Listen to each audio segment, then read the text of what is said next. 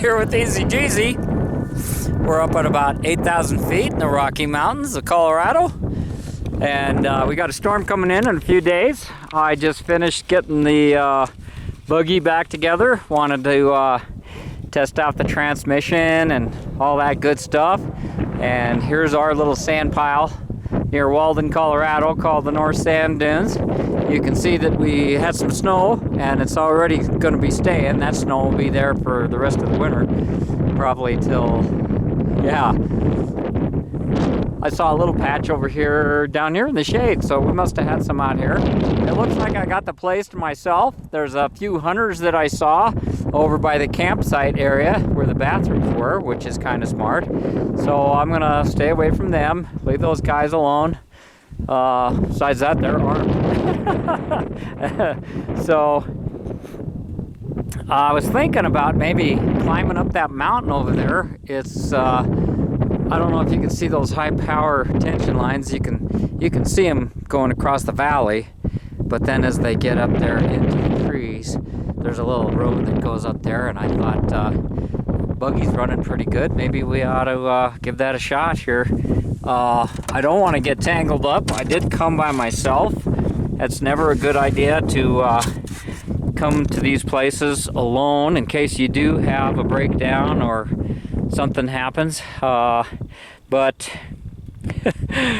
you know, I ain't the sharpest knife in the drawer, and I'm just anxious to see how this thing goes. It was not good not having third gear, but now this transmission's got a close first, it's a stock first and a close second, third, and fourth, with a stock differential because the guts were blown out of that and I didn't have another one. Now I'm looking over here just for the ride, and we did.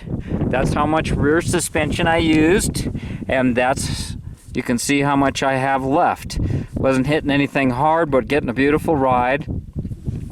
My spring plate shock mount contraption did not hold up, so I made my own, and I just made it out of mild steel, and I welded it together with one of those flux core wire feeds, and we're gonna see how it does here. It's pretty simple. I tried to figure out another location, a different setup, but I couldn't think of anything, so I kind of basically went with it.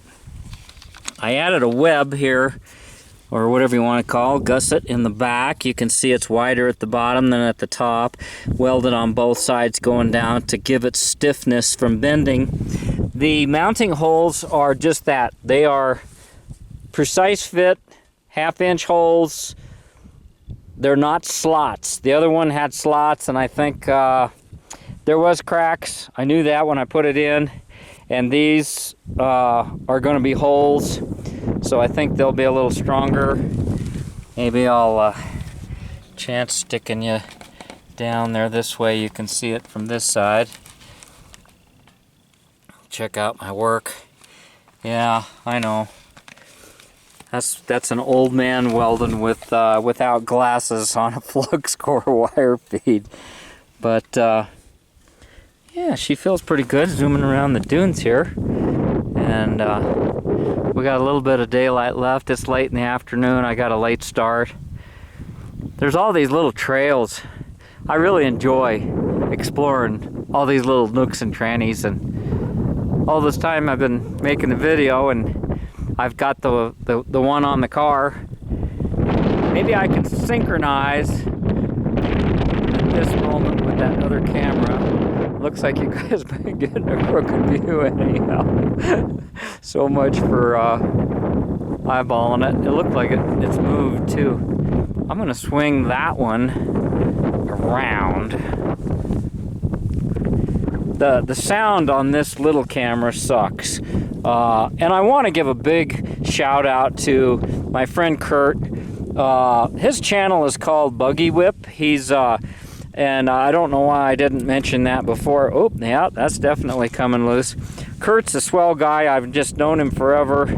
He's in his 70s and has a few ailments like all of us do as we get older. and hopefully things will be all right, and we'll be able to have plenty of memories and buggy rides. Looks like this camera has come loose. I decided to put the steel Warrior beam off. I broke the end off the aluminum ones. I want to see how these shocks, these Fox shocks do. This is the area that I lost my other camera. I did come up here and do a test, and third gear worked fine and everything else did. And then when I got to Idaho, I had no third gear in the transmission, and that's just the way things go. And you try to hope that that stuff doesn't go on. Hopefully I remembered to tighten all my nuts and bolts here. Completely went. Now I can say with the transmission and what I've done to the front end, new joints here. A little side note too, for you guys that have combo spindles, I just learned something. This is my first time with them. I replaced the bushings in there, and just by chance I got that one right. But on this one, unlike a Volkswagen that you can only put on one way, this center pin pivots and you can get it 180 off, and that's what I did. And I was struggling to get the alignment into these holes and get the right amount of shims, and when I got it together, I kind of had to, you know, do some rigmarole forcing, and it just bound up. It just didn't want to work right. So that's why I ditched this front end and went with the aluminum, because I was on a impossible time frame. And yeah, so be sure, if you're having trouble with these combo spindles when you install them and they don't seem to want to fit on the stock Volkswagen trailing arm, which these are, flip this center 180 degrees and try to put them in again. It should slide right in without fighting you. So, got my Panzer. These front mounts, this is really old school. Just shows the age of the car. In that Buggy magazine, the old one, I can't think of the name of it, but it's one of the best off-road magazines for tips and tricks to these things. Anyhow, this is made out of aluminum. The back part is steel or cast, because you can weld to it, but this front part is aluminum. It's not, it's just as strong as it looks. Panzer strong, Panzer tank, but it's not as heavy as it looks. And you know, these plates and all this hardware here, it looks incredibly heavy, but it's like I got about at least 100 pounds more, 90 to 100 pounds more weight here than running those spindle mount aluminum wheels and the aluminum beam. But I don't have a cutter brake. This thing steers pretty good. I broke the aluminum shock tower and I re-welded it once and it didn't hold. That's right where it broke, by the weld. I did a lot of work on these. I allowed myself, I did some grinding here because you can see on the last setup they were touching here. So I ground into these, I spaced this out. Same thing on this side. Made myself more room.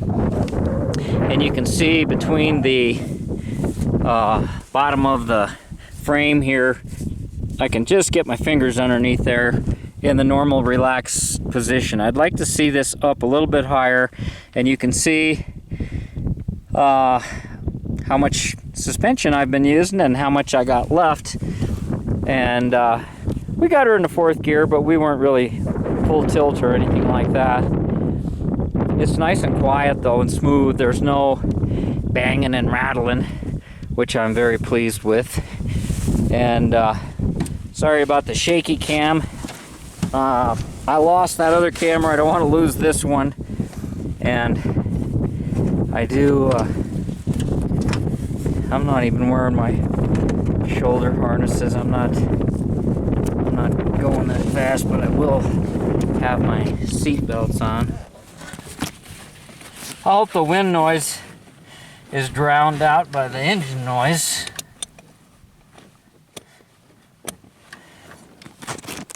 And let's see if we can go up that power line road, that's it should be a good view looking down from up there and the sunset across this valley. That's the only reason why I'm thinking of doing that.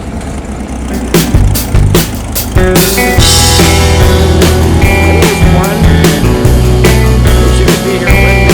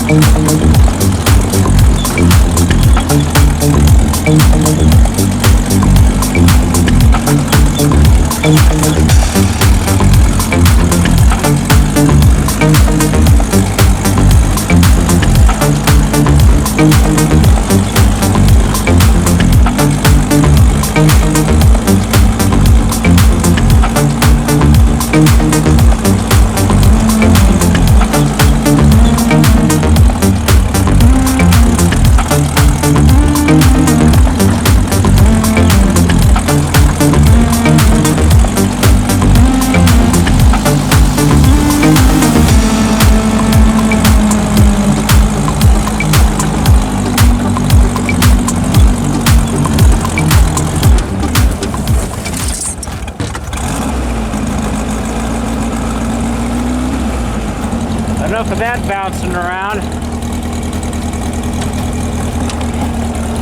Well, you gotta get a bird's eye view from up here. I don't particularly like going up those rocky climbs like that, especially alone with an experimental car, so I think we'll turn around here and head back.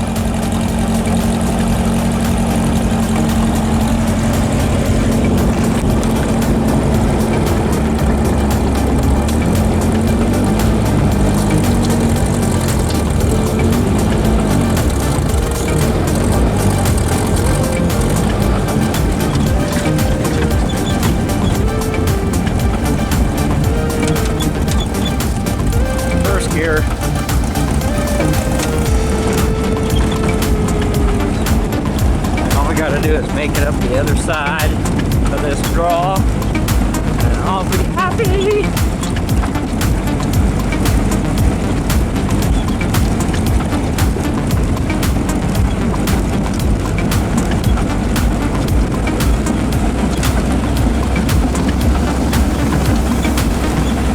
For a dual-purpose buggy, this is a kick.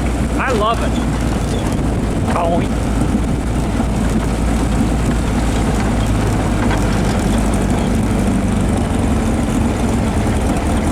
Look at this, where it's washed out.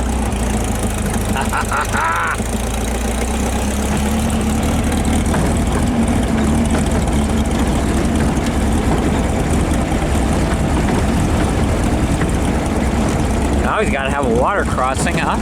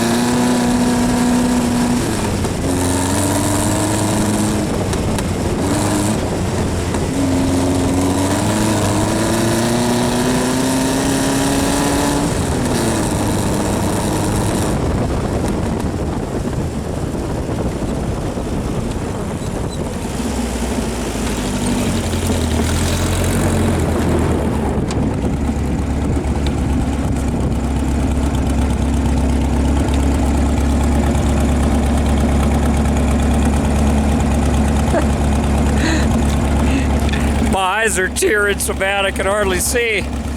Should have some goggles here. God, I love that. But I want to get that tranny warmed up. And it feels good so far.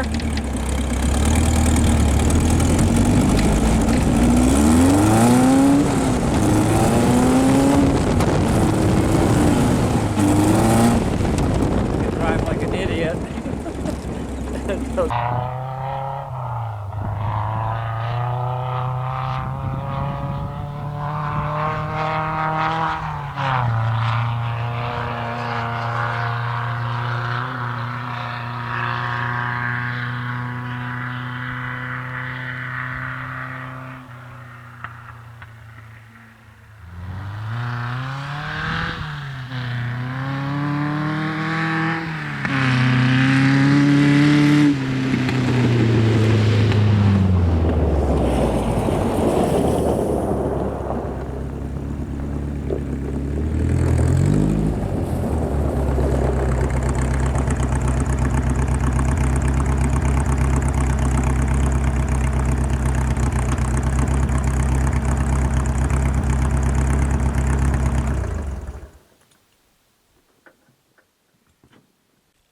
Suspension check.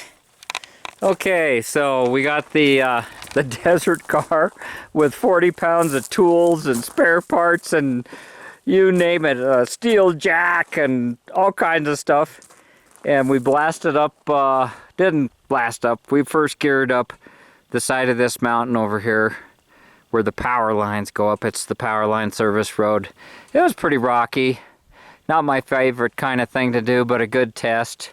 I don't have my bash plate on underneath the engine, but I'm pleased to look at my snubbers on the shocks. I still have some travel left, and we went over some pretty bouncy stuff there. Looks about the same on both sides. I'm pretty pleased with that.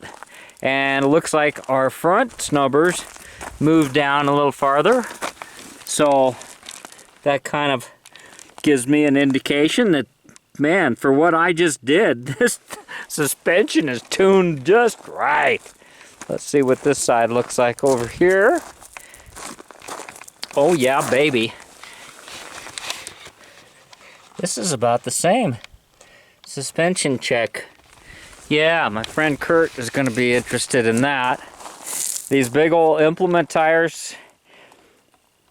Boy, I didn't have it all out in fourth gear, but I was going as fast as I wanted to, and even as horribly balanced as these things are, it wasn't trying to jerk the steering wheel out of my hands, and nothing you can do about that. These are 8-ply implement tires, and I wanted to put my small normal size 165 80 15s on. I think it'll drop the front a couple inches, but crossing those ridges out in the sand, these things would be nice because you might be able to straddle a good portion of the ridge. So that's something to take into consideration. A little bit more on the driver's side. I might move some shims around over there, take a couple out on the bottom and put them in on the top. Right down here. That's how you do Volkswagen link pin setups. You've got all these little discs right here. And, you know, a lot of people just love the A-arm coil-over suspension. And, you know, it has its merit. The coil-over and the types of shocks that we had now, they didn't have back then. But this trailing arm design, you see what happens is when the front wheel hits a bump, it swings, it arcs back. It doesn't have to go 90 degrees to the blow. It arcs back. And you got these torsion leaves in the beam over here, and they twist, and it's really it's a great off-road suspension for a lightweight little car like this. Not going to be perfect for all conditions, but holy smokes, this just... it's sweet. I'm tickled to death. This is, I couldn't ask for anything more. Really couldn't. This is just dandy. I didn't put my whip on because there's nobody up here, and it's middle of the week, so nobody around except a few hunters, and I saw none of them had whips on either. Here comes somebody else up here. And you know what? I think I'm going to load up and hightail it out of here. Beautiful sunset. I just wanted to take a moment to thank my creator for putting on the show, for giving me a great couple hours out here on the sand to test my stuff out. We had good fortune. I'm lucky that I could do this trip alone, and I'm fortunate that I didn't have any problems up there that left me stranded. We were up on the side of that mountain, and on the other side of this ridge was a bunch of sand dunes, so.